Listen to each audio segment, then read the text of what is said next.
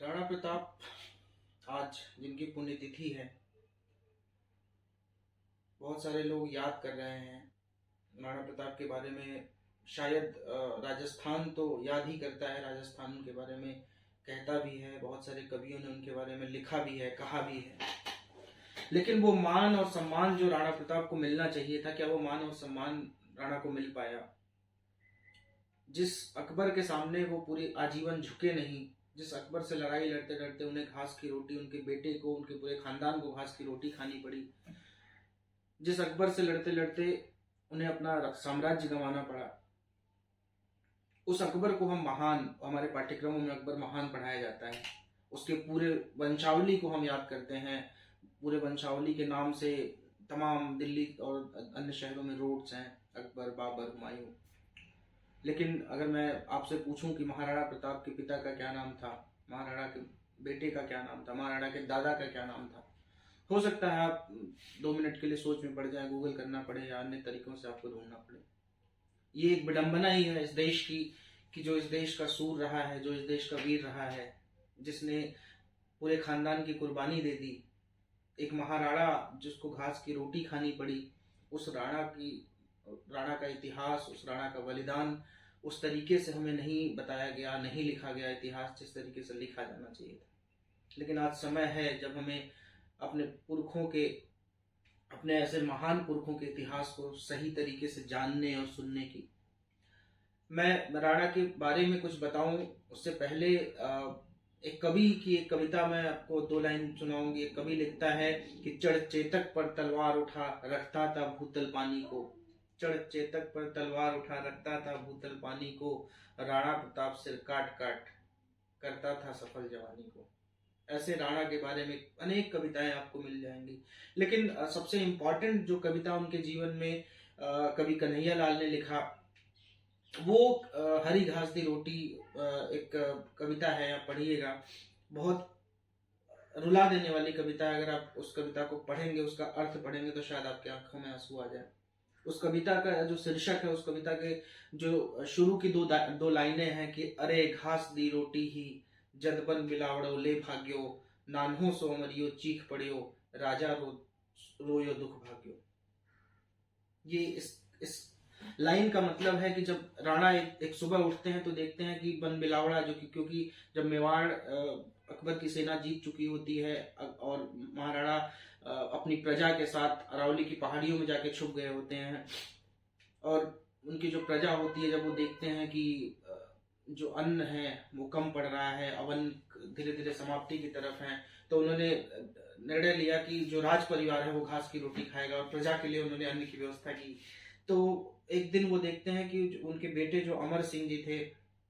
उनके बेटे से जो घास की रोटी बना के उनकी माँ ने दिया हुआ था, वो रोटी भी वो लेके बन बिलावड़ा भाग खड़ा हुआ। तब राणा के आंखों में, उस राणा के आंखों में आंसू आए, जिस राणा ने कभी मुगलों, जिस राणा की सेना ने 3 गुनी सेना से मुकाबला किया और कभी उसके हाथ नहीं आया, तब उस राणा के आंखों में आंसू आते हैं। और तब वो कवि कन्हैया लिखते हैं कि अरे घास दी रोटी ही जदबन बिलावड़ा ले भाग्यो, नन्हो सो अमरियो चीख पड़ियो, राजा रोयो दुख भाग्यो। तब राजा दुखी होते हैं, राणा दुखी होते हैं, और तब वो विह्वल होकर प्रजा की स्थिति देखकर, अपने बेटे की स्थिति देखकर, पुत्र मुंह में, प्रजा मुंह में आकर अकबर को एक चिट्ठी लिखते हैं कि मैं आपका साम्राज्य कबूल करने के लिए तैयार हूं, आपका आधिपत्य कबूल करने के लिए तैयार हूं। यहाँ पे एक कहानी आती है पीतल और पीतल और पातल की। ये पीतल और पातल कौन थे? पातल जो एक अभ्रंश शब्द है पार्थ का, पातल राणा को ही कहा जाता है, राणा का ही एक दूसरा नाम था पातल। और अभ्रंश, जैसा मैंने कहा कि पार्थ आपने सुना होगा कि अर्जुन को भगवान कृष्ण पार्थ कह के बुलाते थे, और पार्थ का मतलब होता है पृथ्वी का राजा।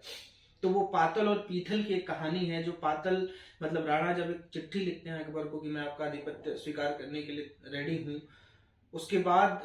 पृथ्वी सिंह, जो जिनको पीथल कहा जाता है, जिनको पीथल के नाम से भी जाना जाता था, पृथ्वी सिंह बहुत बड़े प्रशंसक थे राणा के। उनके दरबार में भी रहते हुए भी उनकी प्रशंसा किया करते थे। उन्होंने वो चिट्ठी पढ़ी, और चिट्ठी पढ़ते हुए वो क्रोध से, आक्रोश से, आंसू से भर गए, और उन्होंने अगले ही पल राणा को चिट्ठी का जवाब दिया, और उनको खरी खोटी सुनाई, उनको स्वाभिमान याद दिलाया कि वो राणा, क्या वो प्रजा मोह में आकर, क्या वो ऐसे मुगल के जिसको कभी उसने स्वीकार नहीं किया, क्या वो राणा उसकी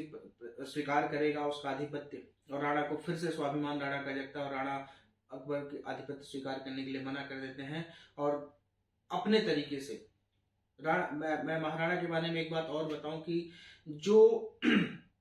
ये गुरिल्ला युद्ध की प्रथा शुरू की बाद में महाराजा शिवाजी ने, हमारे क्रांतिकारियों ने, वो गुरिल्ला युद्ध के जनक भी महाराणा कहे जाते हैं, क्योंकि वो गुरिल्ला युद्ध, क्योंकि सेना कम थी, मुगलों की सेना बहुत बड़ी थी, तो उस गुरिल्ला युद्ध के जनक भी हमारे महाराणा हैं। उन्होंने गुरिल्ला युद्ध के जरिए बहुत बार इनकी टुकड़ियों को परास्त किया, और लगभग